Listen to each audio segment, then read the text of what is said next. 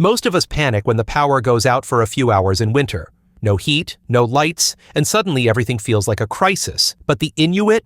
They've been surviving brutal Arctic winters for thousands of years, without electricity, grocery stores, or even trees. How did they do it? Through ingenious survival tricks passed down through generations. These aren't just interesting cultural facts.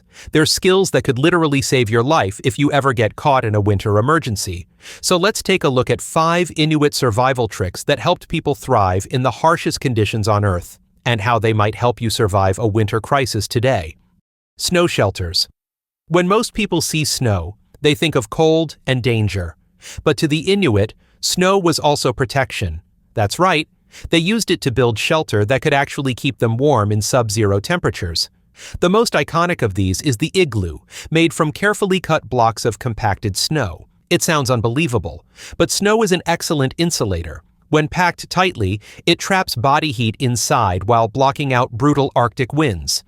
The inside of an igloo could be up to 40 degrees Fahrenheit, 4 degrees Celsius, warmer than the air outside, just from body heat and a small oil lamp. And not all Inuit used dome-shaped igloos. Some built snow trenches, half-igloos against rocky cliffs, or even snow-walled tents using whatever materials they had on hand. The key was understanding the science of snow, using the right kind of snow, layering it properly, and venting smoke safely. If you ever find yourself in a winter survival situation, learning how to make a simple snow shelter could literally be the difference between life and death. Even just digging into a snowbank to escape wind chill can help conserve heat and energy. What looks like a frozen wasteland to most people, to the Inuit it was a toolbox, and snow was one of their best materials. Seal fat and blubber. In a land without forests, vegetable oil, or grocery stores, the Inuit relied on something unexpected but incredibly effective: seal fat. And no, it wasn't just for eating. This stuff was the Swiss Army knife of the Arctic world. Blubber, especially from seals and whales, was a high-calorie, slow-burning fuel. It provided the dense energy needed to survive freezing conditions, where just staying warm burns hundreds of extra calories a day. But the Inuit didn't stop at eating it. They used it for everything. Blubber fueled their lamps, small, bowl-shaped stone lamps called quillics. These lamps weren't just for light. They were for heat, cooking, and even drying clothes.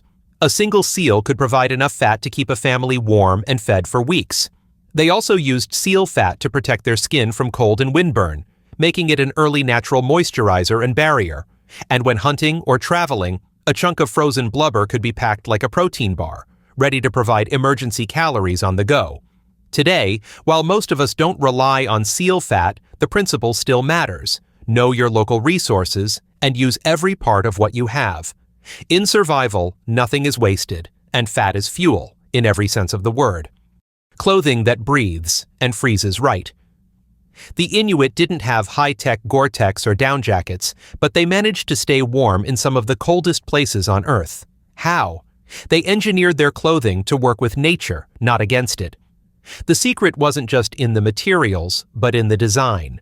Inuit clothing was typically made from caribou hide, which is incredibly insulating thanks to its hollow hairs that trap warmth. They wore 2 layers, one with the fur facing inward for warmth, and one with the fur facing out to shield against wind and snow. These layers could be reversed or removed depending on the weather, an early form of climate-adaptive gear. But here's where it gets brilliant. When the outer layer got wet or icy, it would freeze solid, forming a protective shell against wind chill. The inner layer stayed dry and warm, allowing the wearer to stay insulated even in -40-degree temperatures. They also left gaps at the neck and wrists so moisture could escape, because sweat in the Arctic can kill you. They even invented specialized boots called kamiks, made from seal skin and stuffed with moss or grass for insulation and moisture wicking. These boots were lightweight, flexible, and perfectly suited for moving across snow and ice. Modern winter survival still leans on some of these principles: layering, breathability, and moisture control. If you've ever worn a base layer under a shell jacket, you're using Inuit-inspired tech without even realizing it. Sled dogs. Before snowmobiles, trucks, or even horses in the Arctic, there were sled dogs, and they weren't just transportation, they were survival partners. Inuit communities relied on dog teams to haul supplies, hunt, and travel across frozen landscapes that would swallow up a modern vehicle without a trace. These dogs, often Inuit sled dogs or Alaskan Malamutes, were bred for strength, endurance, and toughness.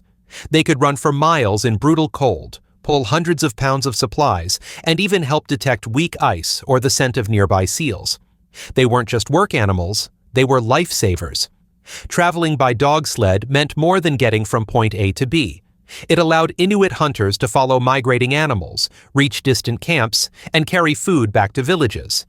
And unlike machines, sled dogs didn't need gas or repair parts, just food and care. If a snowstorm blew in, dogs would curl around their handlers to keep them warm.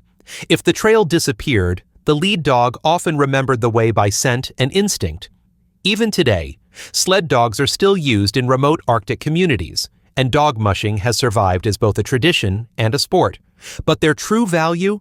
It lies in how they turned a frozen wasteland into something navigable. For the Inuit, sled dogs weren't tools, they were teammates. Ice fishing. When winter locks everything under thick sheets of ice, most people see scarcity. The Inuit saw opportunity, and they had a trick for tapping into it: ice fishing. This wasn't just a hobby. It was a survival skill that turned frozen lakes and coastal waters into reliable food sources, even in the dead of winter. Here's how it worked. They'd cut a small hole in the ice using bone, stone, or metal tools. Then, with incredible patience, they'd drop a hand-carved lure or baited line into the water below.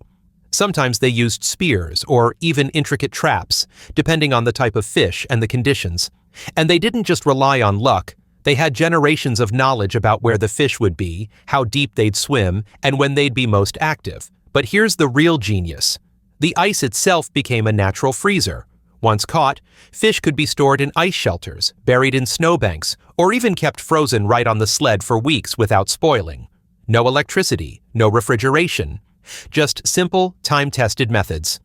Ice fishing gave Inuit communities a stable source of protein and fat, which are essential for surviving extreme cold. And it was often a communal effort. Elders, kids, and hunters all had roles to play, passing down techniques like they were sacred.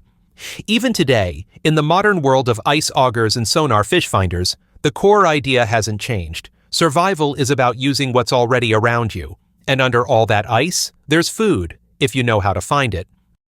The Inuit didn't just survive the Arctic, they mastered it. Without electricity, modern gear, or convenience, they built a way of life based on observation, creativity, and deep respect for nature.